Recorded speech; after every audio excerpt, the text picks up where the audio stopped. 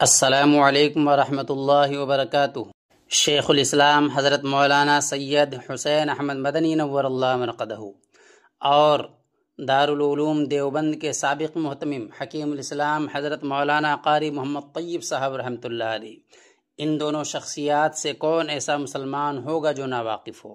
ہاں، اگر کوئی ناواقف ہے تو ہندوستان کی آزادی کی تاریخ سے ناواقف ہے، وہ علماء دیوبند سے ناواقف ہے اور اسلامی تاریخ سے نابلد اور ناآشنا ہے۔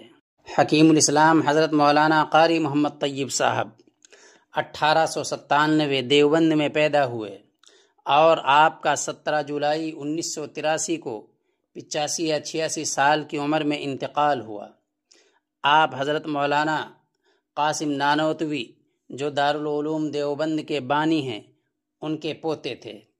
اسی طریقے سے حضرت مولانا شیخ الاسلام سید حسین احمد مدنی رحمۃ اللہ علیہ، آپ کی پیدائش 6 اکتوبر 1879 کو اناؤ ضلع میں ہوئی جو اتر پردیش میں ہے، اور 5 اکتوبر 1957 کو آپ کا 78 سال میں انتقال ہوا۔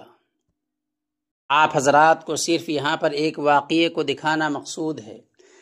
آپ اس ویڈیو میں دیکھیے حضرت مولانا قاری محمد طیب صاحب اور شیخ الاسلام حضرت مولانا سید حسین احمد مدنی رحمۃ اللہ علیہ کے درمیان کتنی محبت۔ شیخ الاسلام کو ادنا سی بھی تکلیف ہو یہ حکیم الاسلام کو گوارا نہ تھا۔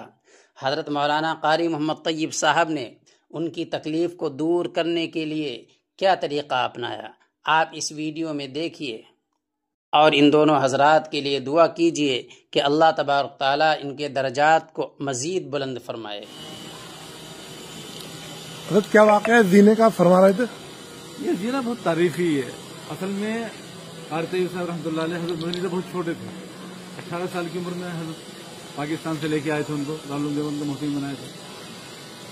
ہوا یہ کہ جب حضرت کا آخر وقت تھا حضرت مدنی رحمۃ اللہ علیہ کا، اس زینے پہ چلتے دارالحدیث پہلے اردو ہوا کرتی تھی، حضرت مدنی رحمۃ اللہ علیہ وہیں سبق درس دیا کرتے تھے۔ یہ مدنی گیٹ ہے، اسی سے حضرت تشریف لایا کرتے تھے۔ اس گیٹ سے پیدل آئے اور اس زینے پہ چڑھتے، زینے پہ چڑھنے میں تکلیف ہوتی تھی بہت زیادہ اس کو۔ تو قاری طیب صاحب رحمۃ اللہ علیہ نے کہا کہ حضرت آپ کو بہت زیادہ تکلیف ہوتی ہے، ہم چاہتے ہیں کہ آپ نیچے جو پہلے دارالتفسیر تھی اس میں سبق پڑھا دیا کریں۔ تو حضرت نے کہا کہ میں حدیث پڑھانے کے لیے زیرہ بھی نہیں چڑھ سکتا، تکلیف نہیں اٹھا سکتا۔ یہ کہہ کے حضرت نے قاری طیب صاحب رحمۃ اللہ علیہ کو ڈانٹ دیا۔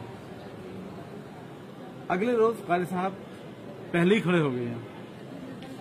حضرت جیسے تشریف لائے، زینے پہ چلنا شروع کیا تو بولے، میں قاری محمد طیب محتمم دارالعلوم دیوبند بحیثیت محتمم آپ کو حکم دیتا ہوں کہ آج سے آپ کے سبق کا نظام نیچے کیا گیا ہے، آپ جائیے وہاں جا کے پڑھائیے۔